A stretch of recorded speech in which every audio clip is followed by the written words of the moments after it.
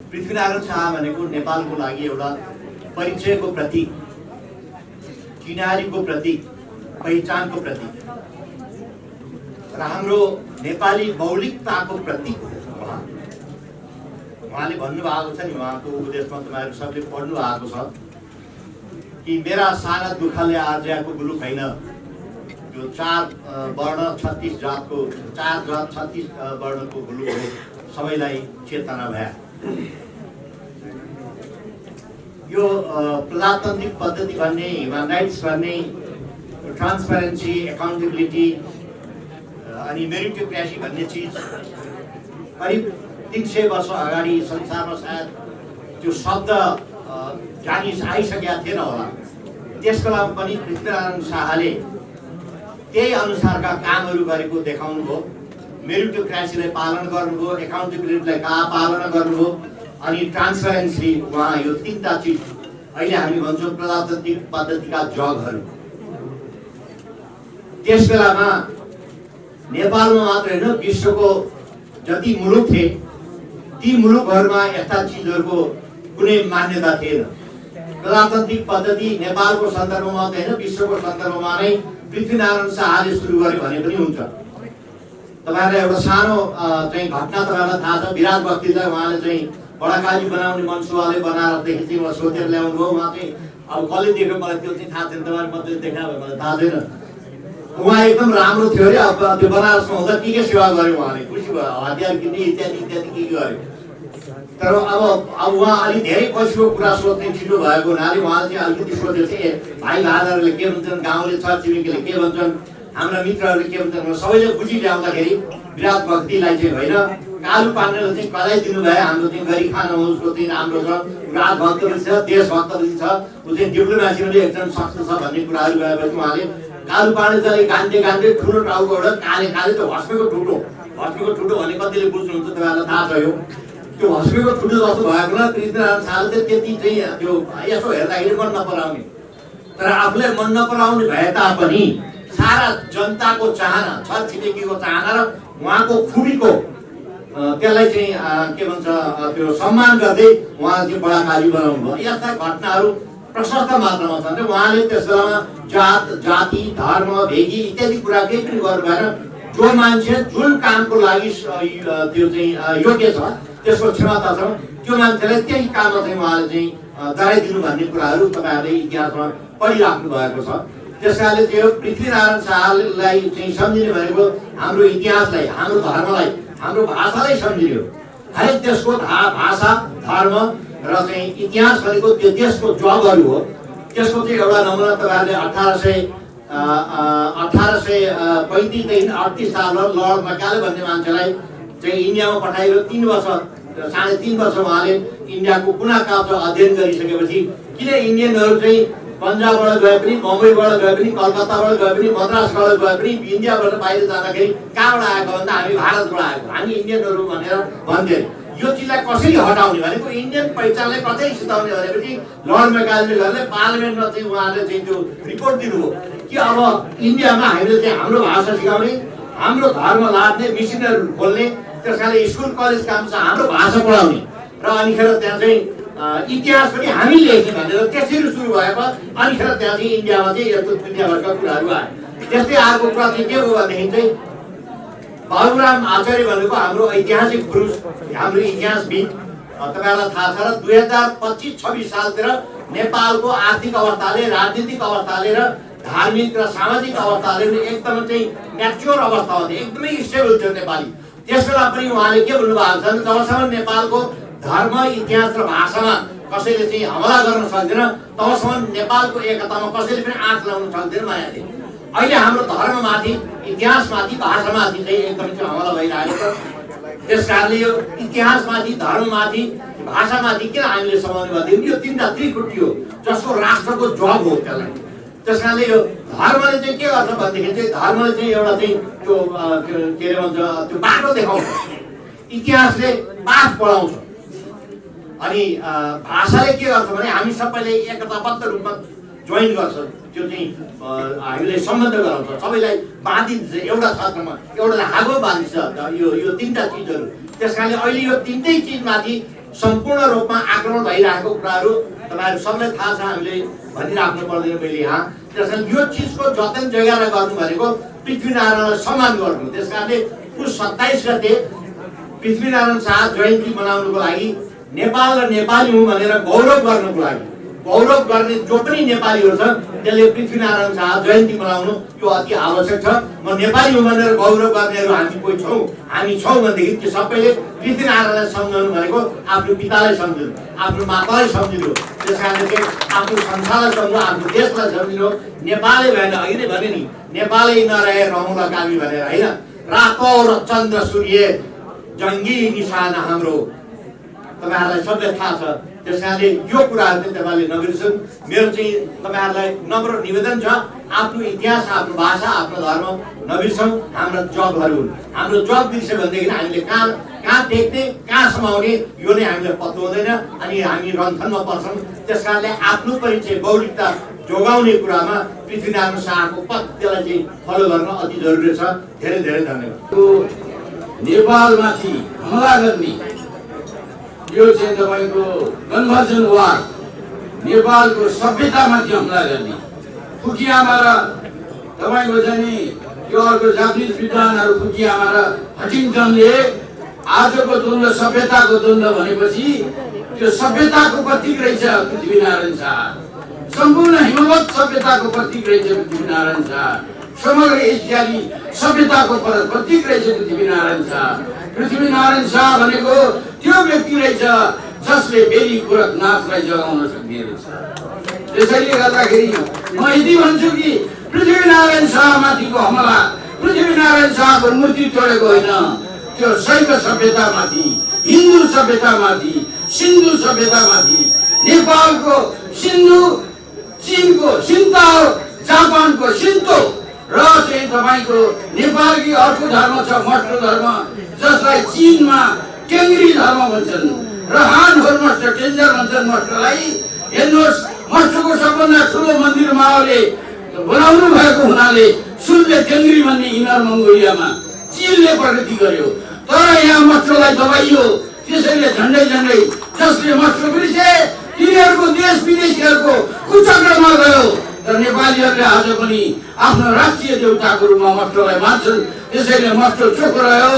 मष्टकै पदचिन्हमा पृथ्वीनारायण शाहले बनारसका महाराज उहाँका ससुरा त्यहाँ उहाँ चाहिँ तपाईको चाहिँ जुन बनारसका महाराज छन् उहाँले यहाँ हामीलाई सहयोग गर्नुभयो र तपाईहरुले बुझ्नुपर्छ कि यो बनारसको सहयोगमा नेपालमा चाहिँ हिन्दू राष्ट्र स्थापना गर्नलाई पृथ्वीनारायण शाहलाई अगाडि बढाइएको र चाहिँ जयप्रकाश मल्लले यहाँ चाहिँ क्रिस्चियन ल्याएका थिए, क्रिस्चियन पादरीहरू, केपुचिन पादरीहरू।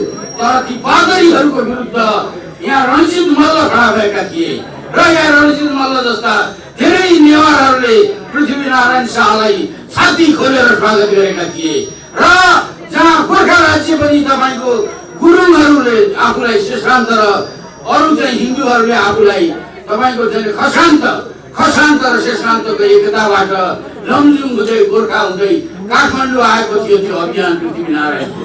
पृथ्वीनारायण शाहमाथिको हमला भनेको हाम्रो हिन्दू राष्ट्रमाथिको हमला हो र त्यो क्रिस्चियनहरूले डलर खुवाएर भाडाका पार्टीहरूलाई अगाडि सारेका हुन्। यहाँका तथाकथित जनयुद्ध र क्रान्ति भनेका ती क्रिस्चियनहरूको पैसामा भएका दिल्लीलाई आधार बनाएर बाह्र उनी गरेका दलालहरूले यो राष्ट्रलाई सिद्धाउन खोज्दैछन् भने अब यहाँका युवाहरू टेकिन उठ्ने। म यति भन्दै बिदा हुन्छु। जय बुढा। एउटा हातमा हतौडा थियो, पछि ल्याएर 4 तारे झण्डा पनि राखियो। अर्थात् पृथ्वीनारायण शाहको शालिग तोड्नेहरू गान्धीका पूजा गर्ने थिए र माओका पूजा गर्ने थिए। पृथ्वीनारायण शाहको शालिग तोडेको एउटा सङ्केतिक लक्षण छ। अर्थात् पृथ्वीनारायण शाहले यो देश एकीकरण गरिदिएको, यो देशलाई एकीकरण गरेर नेपाली बनाइदिएको त्यो आन्दोलनकारी शक्तिलाई चित्त बुझेको रहेछ। त्यसको सन्देश त्यही हो। होइन भने ती आन्दोलनकारी अहिले सत्तामा छन्, जसले यो देश नामाकरण गरायो, जसले यो देशलाई नेपाल बनायो, त्यसको एक दिन छुट्टी दिएर त्यसको चाहिँ कुनै सम्मान गर्दैनन्। त्यसको अर्थ के हो भने उहाँहरू यो देश विखण्डन गर्न चाहनुहुन्छ। त्यसपछिका घटनाक्रममा नेपालको झन्डा फेर्छु भन्ने आन्दोलन पनि आए। एकजना दाहाल थरका नेता थिए, तिनले ठुलो आन्दोलन गरे नेपालको झन्डा फेर्छु भनेर। त्यो झन्डा फेर्छु भनेको के हो त्यो कुरो हामीले बुझ्यौँ न भने हाम्रो यो देश रहँदैन। त्यसैले मेरो निवेदन गराई यो शक्ति हामीले पहिचान गर्यौँ न भने यो देश अहिले के हो भने इतिहासको सबभन्दा कठिन घडीमा उभिया छ। अब यो देश जोगाउने हैसियत नेपाली जनतासँग मात्रै छ। त्यसैले हामीहरूले के भन्यौँ भने पहिले देश जोगाउँ। हामीहरूलाई आशंका छ नेपालको जस्तै परिस्थिति सिक्किममा पनि थियो, त्यहाँ राजा विदा गरिए, त्यहाँ पनि नेपालको जस्तै संविधान सभा आयो। त्यही संविधान सभाले देश विलय गर्यो। एउटा नेता उभिएन यो देश विलय हुनु हुँदैन, यो स्वतन्त्र सिक्किम हुनुपर्छ भन्ने। यसको अर्थ त्यहाँको र यहाँको एउटै फोटोकपी हो कि भन्ने हामीहरूलाई आशंका छ। त्यसैले अहिले राम्रो गरिदिएको भए हाम्रा नेताले हामीहरूलाई त्यो कुरो हामी नेपाली जनता क्षम्य गर्थ्यौँ। तर जित्ने गाड भनेको थप्ने गाड भयो।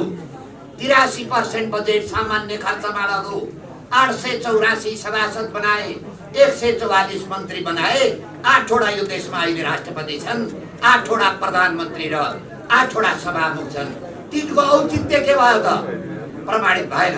त्यसैले मेरो निवेदन गराई अब यो देश जोगाउन हामीहरूले एउटा अभियान चलाएका छौँ। त्यो अभियानको हाम्रो मान्यता के छ भने हामी मुङ्लिनसम्म सबै जाउँ। पहिले यो देश जोगाउँ, यो देशका विरुद्ध लाग्ने शक्तिलाई परास्त पारौँ। त्यसपछि कोही मुङ्लिनबाट पोखरा जाला, कोही मुङ्लिनबाट गोर्खा जाला, कोही मुङ्लिनबाट नारायणघाट जाला। त्यतिखेरसम्म यो देश बचाउँ भन्ने हाम्रो उद्देश्य हो। त्यसैले हामीहरूले एउटै के भनेका छौँ भने यो अहिलेको 62-63 सालबाट खडा बनेको संरचनाले यो देशलाई तहस नहस पारौँ। आर्थिक रूपले सिद्ध्यायो, सामाजिक रूपले सिद्ध्यायो, जातीय द्वन्द्वले सिद्ध्यायो। यसको अर्थ के हो भने इतिहासमा नेपाल मानचित्रमा नेपालको चित्र समाप्त हुन पनि सक्छ। अहिले हेरौँ हाम्रा दुईटा देशका परस्पर विपरीत देशका मान्छेहरू बारम्बार भ्रमणमा आइरहेका छन्। एउटा आउँछ, अर्को जान्छ, अर्को जान्छ, अर्को आउँछ। सायद सिक्किमीकरणको तयारी त भइराखेको छैन। त्यसैले मेरो निवेदन गराई यो देश जोगाउनका लागि सम्पूर्ण नेपाली जनता एक भौँ। बात छोड्दिउँ। अहिले यो देश नरहेको भए कुन देशका 17,000 मान्छे मार्थ्यौ? यो देश नभएको भए कुन बालुवाटारको जग्गा खान्थ्यौ? यो देश नभएको भए कुन वाइट बडी खान्थ्यौ र एनसेल खान्थ्यौ? त्यसैले पृथ्वीनारायण शाहले आर्जन गरेको देशमा अहिले भ्रष्टाचार गरिरहेका छन्। पृथ्वीनारायण शाहको आर्जन उनीहरूलाई पनि काम लागेछ। तर एक पैसा हिसाब किताब निकाल्छु भन्दै अन्तिममा फेरि एक भएर यो देश जोगाउनका लागि सम्पूर्ण नेपाली दाजुभाइलाई म आह्वान गर्दै बिदा हुन्छु। धन्यवाद। राज्य एकीकरण गर्दै र राष्ट्रको निर्माण गर्ने अभियान सुरु गर्नुभयो। ती घुरे टाकुरे राज्यको तहबाट एउटा व्यवस्थित राज्यको रूपमा सबै अङ्ग प्रत्यङ्ग पुगेको राज्यको रूपमा निर्माण गर्नको निम्ति उहाँले आफ्ना विचारहरू पनि प्रदान गर्नुभयो, जसलाई हामीहरू दिव्य उपदेशको रूपमा चिन्दछौँ। हुन त यो सानो संक्षिप्त सानो पुस्तिका छ, तर अत्यन्त सारगर्भित छ। त्यसले नेपालको अर्थतन्त्र, संस्कृति र यसको सुरक्षा, यसको विदेश नीति र सबै जातिको एकता, यी तमाम विषयहरूमा प्रकाश पारेको छ बीचको रूपमा। त्यसकारण पृथ्वीनारायण शाह राज्य एकीकरण गर्ने मात्रै होइन, उहाँ राष्ट्र निर्माता पनि हुनुहुन्छ र उहाँले यो निर्मित राज्यलाई अगाडि बढाउनको निम्ति जुन सिद्धान्त दिनुभयो, ती सिद्धान्तहरूलाई बुझेर तिनीहरूको जगमा उभिएर आधुनिक नेपाल निर्माण गर्नुपर्ने आजको आवश्यकता छ। हुन त आदरणीय मित्रहरू, मैले धेरै नभनौँ, त्यसबेला भित्र एउटा सामन्ती पृथकतावादी प्रवृत्ति थियो।